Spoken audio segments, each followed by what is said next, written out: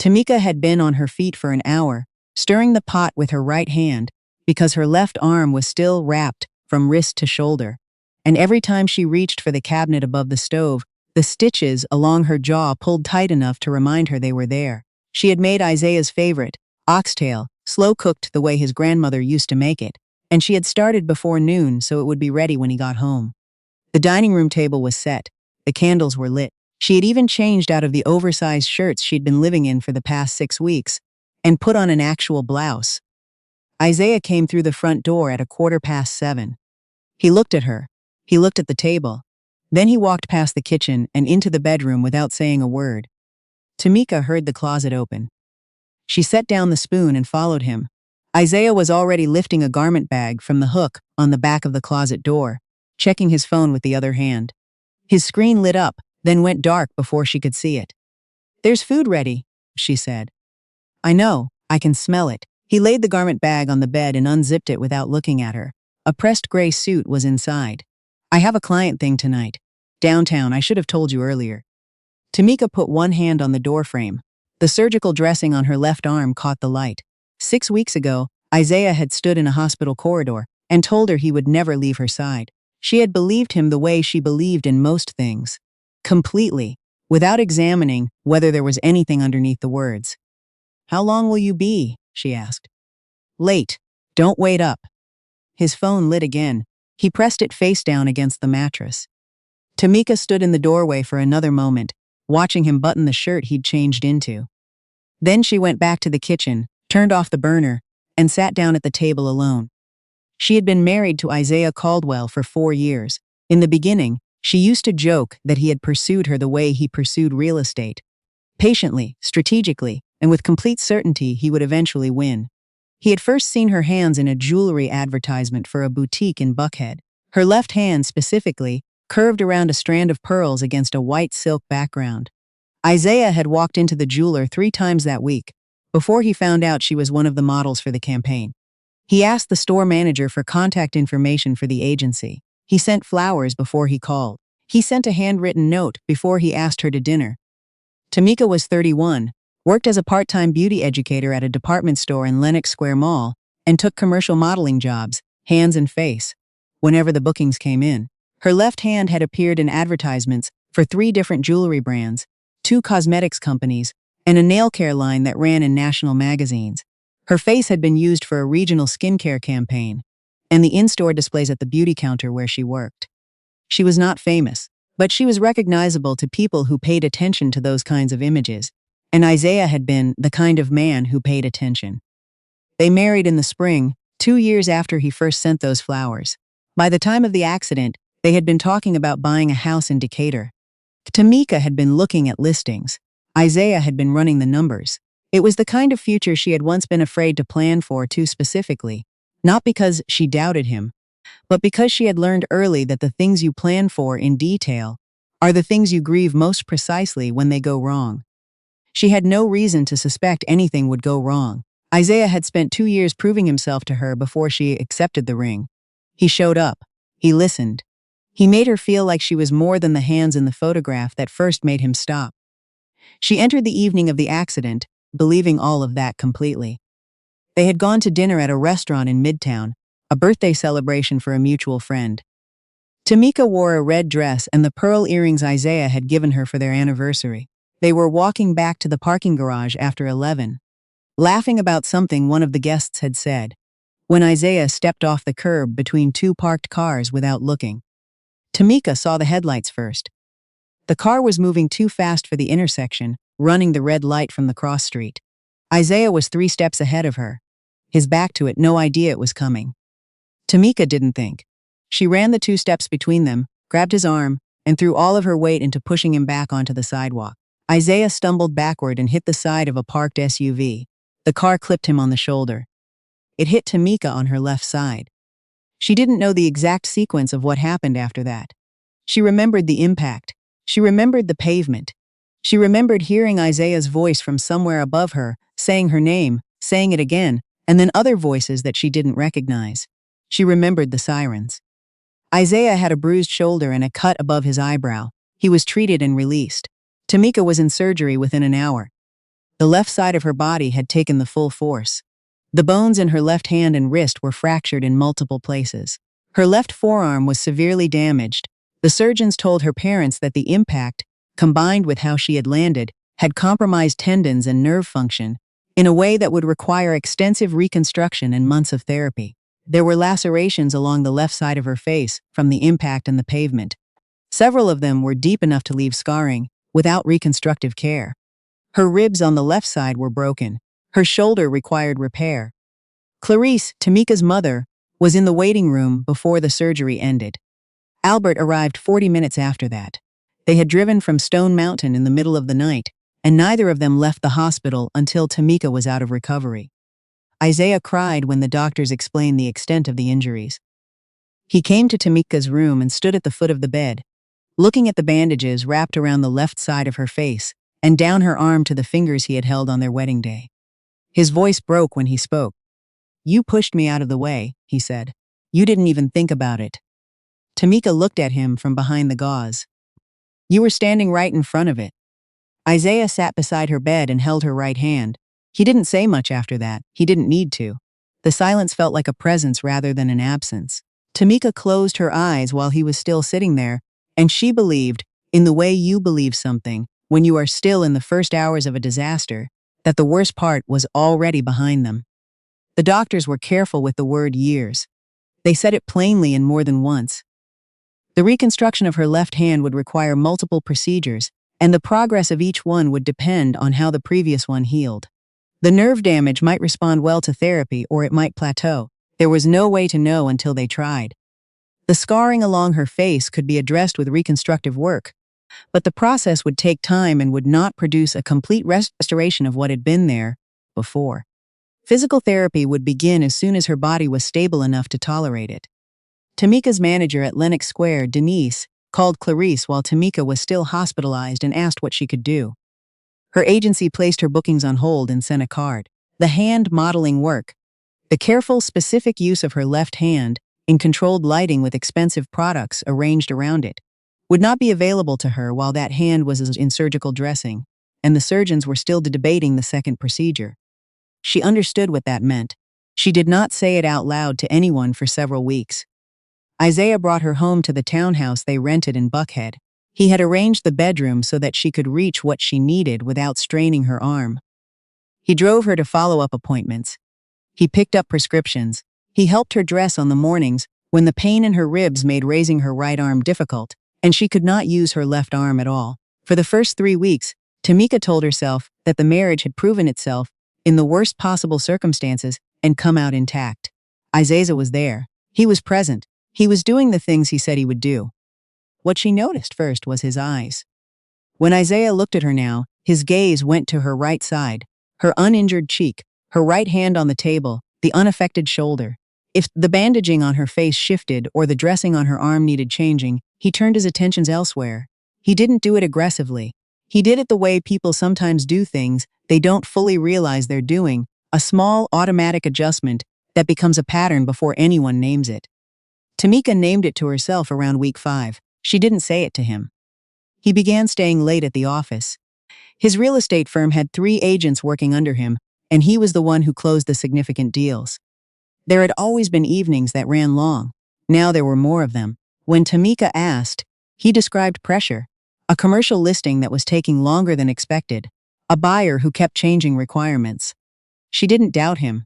She told herself she was in no position to add to his stress when he was already managing her care and his business simultaneously. Clarice and Albert came 3 days a week. Yara, who worked the cosmetics counter beside Tamika's station at Lenox Square, came on the other days when she wasn't scheduled. She didn't treat Tamika like someone in the middle of a tragedy. She sat at the kitchen table and talked about customers and drama at the counter, and which new products were worth anything. And for the hour she was there, Tamika almost forgot to catalog how many things about her body had changed. Isaiah began working through dinner. Then he began coming home after Tamika had already gone to bed. He said he didn't want to disturb her when she needed to sleep for recovery, and she accepted that because she was exhausted, and because questioning it required energy she was using elsewhere. When he did come to bed, he stayed far to his side. He had always been the kind of man who reached for her in the night. He stopped doing that around week 4. She asked him once if he was all right. "I'm fine," he said. "I'm just tired." There was a woman named Courtney who worked as a marketing associate for a development firm that Isaiah's company had partnered with on a luxury condo project in Midtown. She was 25, had done some commercial modeling when she was younger, and appeared in the promotional materials for the condo launch. The kind of lifestyle photography where a beautiful person stands in a staged kitchen, looking pleased about the granite countertops. Isaiah met her during the pre-launch production meetings. He attended 3 of them in a single week. He had never attended 3 meetings with one client in a week before the accident. He took off his wedding ring before the second meeting and put it in his jacket pocket. He told Courtney, when she asked, that he was not married. He said it easily, the way you say something that has been true for long enough to feel like the present. Courtney had no reason to question it. She knew Isaiah Caldwell as the owner of a successful firm, a man who dressed carefully and arrived to meetings prepared and spoke about his work, as if he genuinely believed in what he was building. She gave him her number because she thought he was interesting, not because she suspected he was hiding anything. The relationship developed over the following weeks. In restaurants on the east side of Atlanta, on evenings when Isaiah told Tamika there was a client dinner he couldn't skip. Tamika felt the marriage changing, without being able to describe exactly what was changing. The apartment that had once felt inhabited now felt like 2 people sharing square footage. Isaiah did the things he had promised. He was present for the appointment. When the surgeon discussed the second procedure on her hand, he managed the household bills. He answered when she called his name. But something had gone out of it. She could feel the absence of it, the way you feel a draft in a room, before you find the window that's open. She stopped asking him about the late nights. She stopped mentioning when she heard his phone go off in the other room. She told herself that healing took a toll on both people in a marriage, and that giving Isaiah the space to process things at his own pace was a form of care. 9 weeks after the accident, Tamika went in for the most significant procedure so far, a surgery to address both the remaining structural damage in her left hand and the scarring on the left side of her face. The operations required 2 separate surgical teams working in sequence.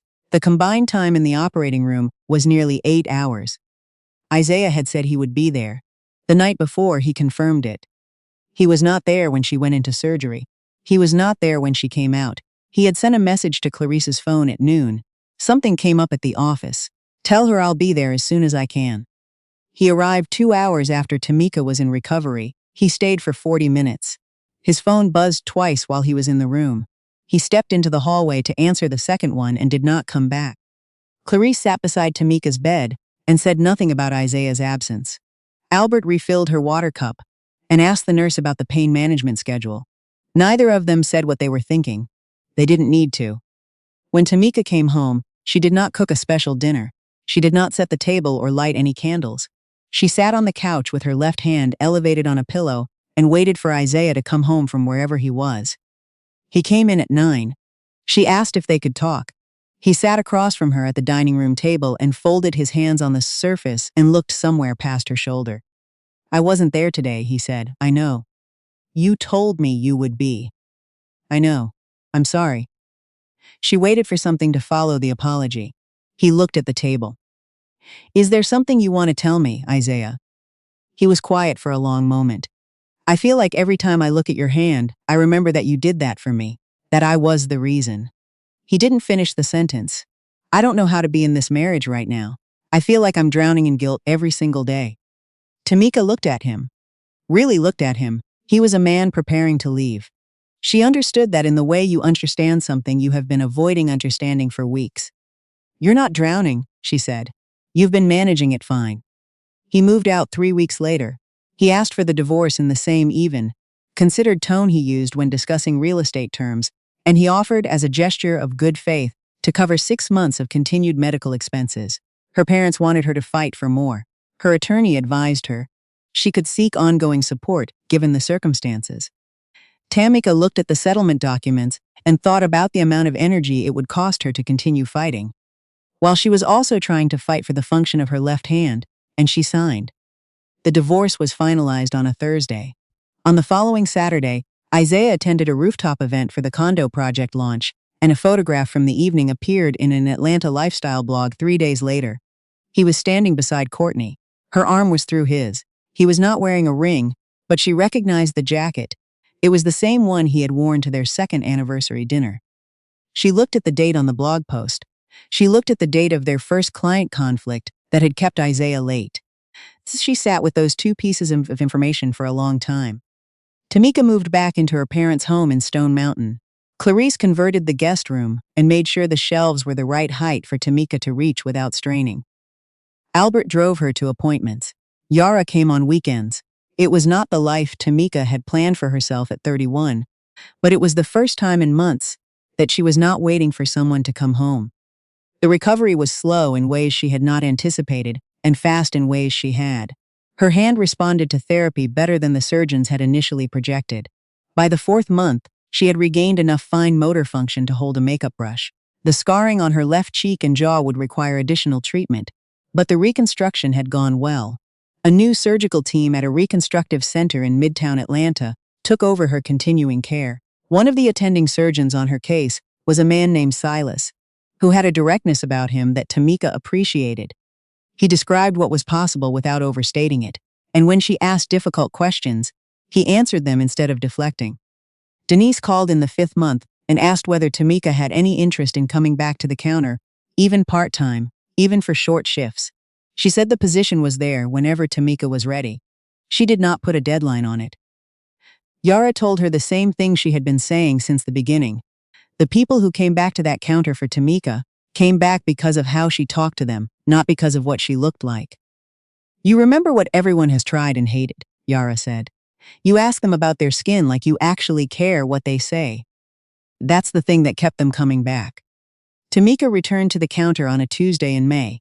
She stood at her station and helped a woman choose a foundation in the right undertone, and the woman asked twice about Tamika's technique and took notes on her phone. She didn't stare at the scar along Tamika's jaw, or if she did it so briefly that Tamika didn't catch it. The following week, a different customer came in asking specifically for Tamika by name. She had been in the month before and wanted the same person who had helped her. She kept going back to work. A regional beauty publication approached her 7 months after the accident about a feature on women who had experienced appearance-altering injuries and returned to careers in the beauty industry. Tamika read the request twice. She thought about the photographs from the condo rooftop event, about the settlement papers, about the 8-hour surgery she had gone into alone. Then she called the editor back and said she would participate. The article ran with a photograph of Tamika at the cosmetics counter, her left hand resting on the glass display case. Scars visible along the back of her hand and wrist, the healed ridge of reconstruction along her jaw visible in the light. She did not ask them to edit those details out. The piece described the accident, the recovery, and the fact that her marriage had not survived it. It did not name Isaiah. It did not describe what she had learned about Courtney. It described only what Tamika had experienced, the sacrifice, the surgery, the long months when her hands were not her own, and the return to a counter where people trusted what she knew. Isaiah read the article. He did not know this for certain, but she suspected it because he called her the following week and asked if they could meet.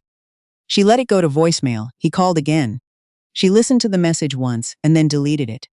Courtney read the article. She recognized the details about the accident, the intersection in Midtown, the red dress, the way the person being described had pushed her husband to safety and taken the impact herself, because Isaiah had told her his ex-wife had been injured in a car accident and left the marriage when things became difficult. He had not said she pushed him out of the way. He had not said she underwent 8 hours of surgery while he was available by phone for client calls. The article did not name him, but Courtney did not need the name. She knew the man who had introduced himself to her as single, removed his ring before their first real conversation, and let her build 6 months of a relationship on the foundation of a story that was constructed entirely out of what he had chosen to leave out. She ended the relationship. She did it quietly without a public statement. She did not contact Tamika. But Isaiah's colleagues began to hear pieces of the story. The article circulated, the timeline surfaced in conversation, and the women who made up a significant portion of his clientele began to find other agents to represent them. Isaiah came to the counter at Lenox Square on a Thursday afternoon. He had someone with him who held a phone slightly off to one side, tilted toward Tamika. She saw the phone before he spoke. He gave a speech about regret. He said that living with guilt had made it impossible for him to be the husband she deserved. He said she was the strongest person he knew. He asked her to say, in front of whatever audience was on the other end of that recording, that he had come to her and taken accountability.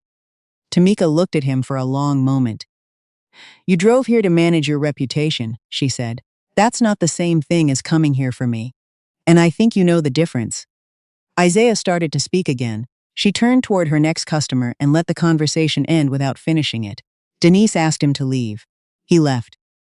Silas formally closed Tamika's case file when her reconstructive care transferred to a long-term maintenance plan that no longer required his direct oversight. They ran into each other at a fundraiser for the hospital's outreach program 4 months later. He was not her doctor at that event. They spoke for almost 2 hours. He asked if she would let him take her to coffee sometime, not as a physician, not as someone reviewing her progress, but as a person who had spent a year watching her fight out for something and wanted to understand more of who she was outside that context. She said yes to the coffee. She went into it intending to let it be only coffee. It turned into dinner. The dinner turned into a walk. They spent 3 hours walking along the Beltline, talking about things that had nothing to do with medicine or recovery or Isaiah. The relationship developed over a year, slowly, without rushing past the places where Tamika's trust had been worn thin. Silas did not remind her of what he had done for her care. He did not treat her history of injury as a debt she owed him gratitude for helping with. He showed up for plans and asked questions about her work and her ambitions and her opinions on things entirely unrelated to the accident. When she had a difficult week, a procedure that didn't go as expected, a day where the mirror was harder to face than usual, he sat with her in that difficulty without trying to resolve it faster than it could be resolved. She told him about Isaiah one evening, when they had been together for 6 months. She told him all of it: the night of the accident, the hospital corridor, the 8-hour surgery, the rooftop photograph, the divorce settlement she had signed because she was too tired to keep fighting. Silas listened without filling the silence with his opinions. When she finished, he said, "I don't know what kind of person watches someone do that for him and still leaves." He didn't say it to prompt a response. He said it the way you state something that is simply true. When Silas proposed, he did not position himself as the corrective to everything Isaiah had been. He said he was not under the impression that he had rescued anything.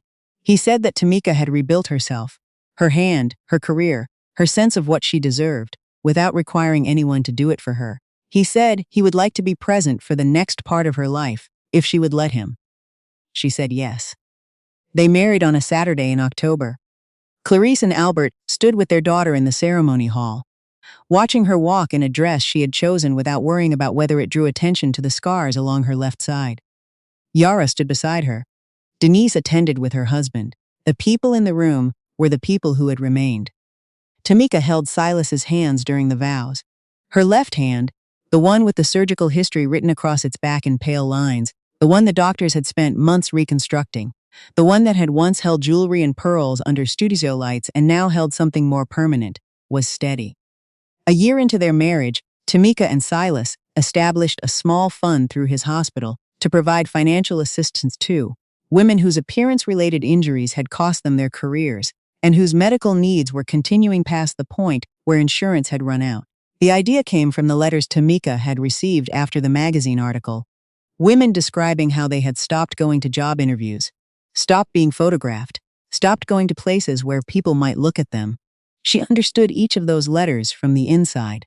She had written them, in her own way, during the months when she believed that the accident had permanently defined the borders of her life. 18 months after the wedding, Tamika and Silas brought home a daughter. Clarice came to the hospital and held the baby for a long time, while Albert stood nearby pretending not to cry. Yara arrived with more food than 4 people could eat in a week. The room was full of noise, and people who had been present for everything that came before this. Tamika held her daughter with both arms. The right one and the left one, the one that still held the evidence of the night. She stepped into the path of something that was meant to take someone else. The scars were there. They would always be there. She had stopped expecting them to be otherwise. Silas sat on the edge of the bed beside her. He looked at his daughter and then at his wife, and he didn't say anything for a while. He didn't need to. Tamika looked at the child in her arms and thought about the woman she had been at the beginning. Her left hand in photographs, in ring displays, in the pages of catalogs that arrived in mailboxes across the Southeast. She had believed, in the months after the accident, that when that version of her ended, everything ended with it. That the value she carried in those images was the deepest version of her value. And that without it, she had nothing that would make someone choose to stay. She had been wrong about that. The accident changed her hand. The marriage ended. Both of those things were true, and neither of them was the whole story. The whole story was what she had found out she was made of when both of those things happened at once. And she was still standing here. If Tamika's story moved you, please like this video and leave your thoughts in the comments below. Subscribe to Sophia's Story for more powerful stories about women who face impossible circumstances and find their way through. Thank you for watching, and we'll see you in the next one.